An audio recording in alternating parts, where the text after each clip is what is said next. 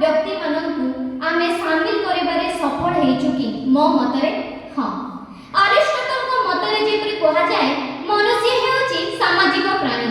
समाजर भल मंद विषय रे आमे तथ्य देबा और निज मत प्रकाश करिबारे आमे सेते अधिकार पाई अछु। तेनु मो मतरे हां। एचआईवी और एड्स मध्य बहुत तफात है। मो पूर्वर मो भाई एटी वर्णना करते जाइछंती 8-10 वर्ष लागे एचआईवी टू एड्स व्यापीबा पाई। लोक कहते एचआईवी को एपरे रोग एपरे संक्रमित हुए जे मनुष्य को मृत्यु मुख को नहीं जाए।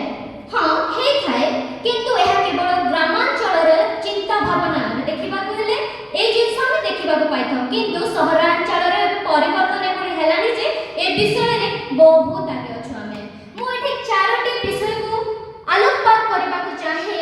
एपरे चारोटी विषय जहा कि एचआईवी कोन समस्त प्रकार असुविधा रे हम मानन को आलोकपात करे थाए। प्रथम विषय हो जो मो हिसाब रे स्वास्थ्य क्षेत्र।